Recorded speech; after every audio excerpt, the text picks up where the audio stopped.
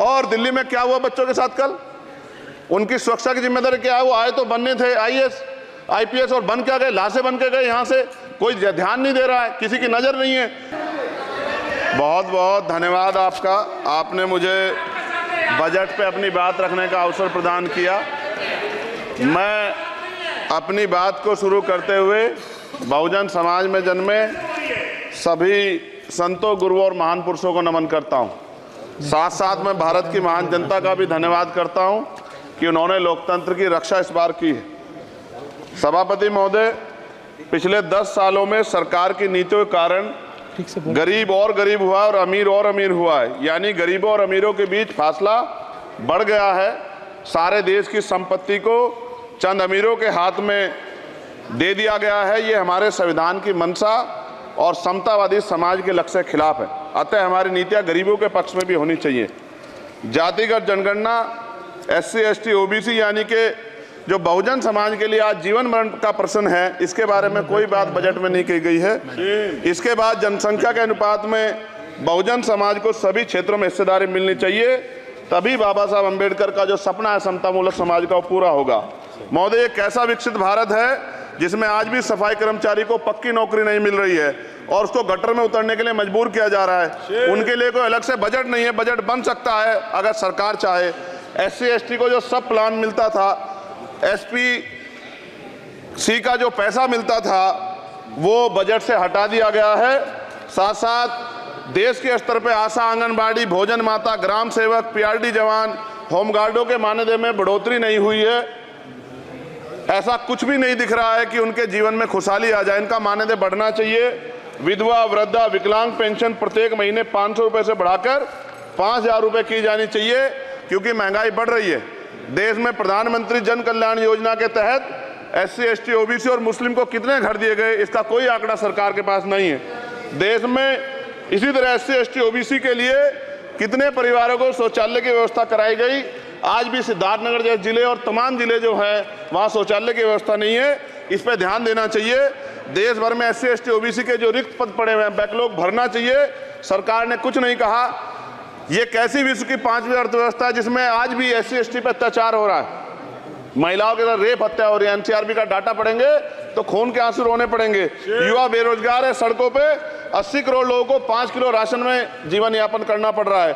जो budget SC ST को मिलता है, मेरे दाएं तरफ जो साथी बैठे उनको बुरा लगेगा, कर्नाटक में 14,732 करोड़ रुपए इन्होंने दूसरी योजना में लगा दिए और मध्य प्रदेश में आपने 95 करोड़ रुपए जो है दूसरे बजट में लगा दिए। हमारा जो मिलता है उसको तो मत छीनो भाई।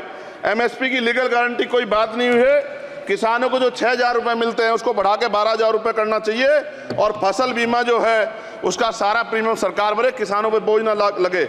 रिजर्वेशन प्रमोशन में लागू नहीं किया गया, पुरानी पेंशन को बहाल नहीं किया गया, इस पर चर्चा नहीं हुई। देश में मनरेगा समय न्यूनतम मजदूरी की दर 700 रुपये होनी चाहिए। समान काम समान वेतन पॉलिसी लागू होनी चाहिए। जो रसोई की चिंता करते हुए 500 रुपये प्रति सिलेंडर से ज़्यादा के दाम नहीं होने चाहिए, जो महिलाओं को राहत मिल सके। बिजली के दामों में भी कमी होनी चाहिए। बेरोजगार युवाओं को 5,000 रुपये भत्ता मिलना चाहिए, जो बेरोजगार युवा जो है अपनी पढ़ाई या अपना खर्चा उठा सके। मैं अपने क्षेत्र के विषय में महोदय आपसे कहना चाहता हूं कि पश्चिम यूपी में नगीना में एक एम्स बनना चाहिए, एक IIT बननी चाहिए, एक IIM बनना चाहिए। नगीना लोकसभा में उद्योग धंधे लगने चाहिए। नगीना की कताई मिल जो है उसको पुनः शुरू कराना चाहिए। RRTC जो योजना है सरकार की, उसको मेरठ से आगे बढ़ाकर मुजफ्फरनगर, सहारनपुर से नजीबाबाद नगीना होते हुए उसको नगीना तक ले जाना चाहिए। साथ साथ नजीबाबाद से मुंबई के लिए एक ट्रेन चलनी चाहिए और नगीना, श्योरा, किरतपुर में रेलवे के ओवरब्रिज बनने चाहिए। सभापति महोदय, सामाजिक न्याय मंत्रालय को 13,000 करोड़ रुपए दिए गए और जनजाति कार्य मंत्रालय को 13,000 करोड़ रुपए दिए, कुल 26,000 करोड़ रुपए, जो कुल बजट 48.20 लाख का लगभग 0.54% है। जबकि हमारी संख्या 25% से ज्यादा SC ST की और बहुजन समाज की मिलाओगे तो 85% से ज्यादा है। और हमारे विकास के लिए सरकार 1% पैसा खर्च कर रही है, जो मिलना हमें चाहिए, जबकि मिलना हमें 25% चाहिए। ये ऊंट के मुंह में जीरा के समान है, कहावत हमने बहुत दिन सुनी थी। पिछले लंबे समय से हमारे साथ धोखा हो रहा है, लेकिन अब ये नहीं चलेगा। चंद लोगों की तराजू से देश के संसाधन नहीं बटेंगे। इस देश का बहुजन समाज बर्दाश्त नहीं करेगा। संसाधन का बंटवारा संख्या के आधार पे होगा। मान्यवर काशीराम साहब नारा लगाए थे, ना तो वोट हमारा राज तुम्हारा चलेगा, और आज हम कह रहे हैं ना ही वोट हमारा और नोट तुम्हारा चलेगा। इस बात का भी ध्यान जो है सरकारों को देना पड़ेगा।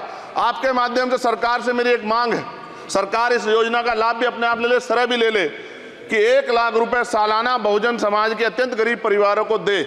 10 लाख करोड़ रुपए खर्च होंगे, लेकिन इस 1 लाख रुपए की योजना से एक झटके से एक परिवार गरीबी की रेखा से ऊपर आएगा और इनके बच्चों को कुपोषण खत्म होगा, अच्छी शिक्षा मिलेगी, महिलाओं को सम्मानजनक जीवन मिलेगा और इससे वास्तव में सबका साथ सबका विकास का नारा सार्थक होगा।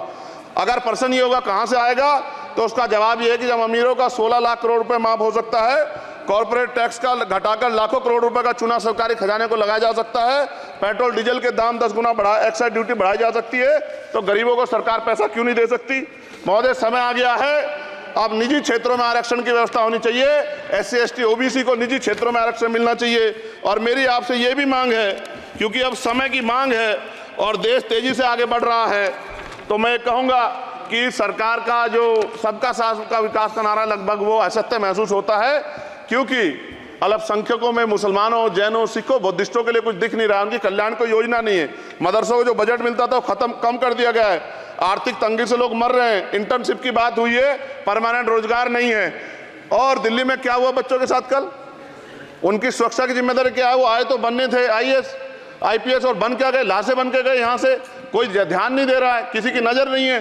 साथ साथ मैं आपसे ये भी आग्रह करूंगा कि हम ग्रामीण क्षेत्रों से आए लोग देश से बड़ा प्रेम करते हैं और हम ये महसूस करते हैं कि सरकारें हमें सुनेंगी, सरकारें हमारे बारे में सोचेंगी, लेकिन ऐसा महसूस हो जाता है आज़ादी के 75 साल बाद, और जिसको अमृत काल कहा जा रहा है, आज भी SC ST OBC के लोगों पर अत्याचार हो रहा है। अभी 2 दिन पहले गोली से उड़ा दिया गया गाजियाबाद में और राजस्थान में गर्दन काट दी गई। ये घटनाएं देख कर डर लगता है, घर से निकलते हुए भी कि आने घर वापस लौटेंगे नहीं लौटेंगे। तो मेरा सरकार से आग्रह है, अगर आज़ादी के 75 साल बाद भी हमारी हत्या हो रही है, तो हमारी मां को भी दर्द हुआ होगा जब उसने हमें पैदा किया होगा, हमारी बहनों को भी हमारे खोने का दर्द होता होगा। कैसी कानून व्यवस्था है आपकी, सब कुछ है आपके पास, फिर भी जो है महिलाओं पर रेप नहीं रोक पा रहे हो, हत्याएं नहीं रोक पा रहे हो, गरीबों, दलितों, पिछड़ों, किसानों, मजदूरों की जान नहीं बचा पा रहे हो। किसान सुसाइड कर रहा है, नौजवान सुसाइड कर रहा है, और बड़ी बड़ी बातें होती हैं, इधर भी अच्छे लोग हैं, इधर भी अच्छे लोग हैं, लेकिन अच्छाई तब होगी जब जमीन पे भी कुछ काम दिखाई देगा। और जमीन पे महोदय कोई काम दिखाई नहीं दे रहा है।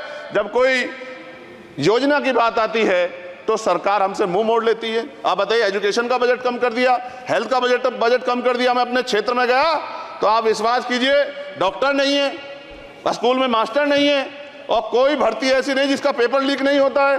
तो देश किस तरफ जा रहा है और इसमें नौजवानों का भविष्य क्या है, उसके बारे में हमें चिंता करनी चाहिए। और अंत में अपनी बात को खत्म करते हुए मेरा आपसे आग्रह और आपके माध्यम सरकार से आग्रह है कि यहाँ बाहर बाबा साहब अम्बेडकर की मूर्ति लगी हुई थी, एक वो करोड़ों लोगों की आस्था से जुड़ा विषय है, और आप विश्वास करो इतना गुस्सा है उसको लेके। मेरी आपके माध्यम से मैं हाथ जोड़ता नहीं हूं, लेकिन मैं हाथ जोड़ के आपसे आग्रह कर रहा हूं कि प्रधानमंत्री जी, सरकार से हमारी आग्रह कि वो अम्बेडकर वादियों के सम्मान का ध्यान रखते हुए, उनके जो है दिल की पीड़ा को समझते हुए, उनके दर्द का ध्यान रखते हुए उस मूर्ति को पुनः स्थापित करा दीजिए।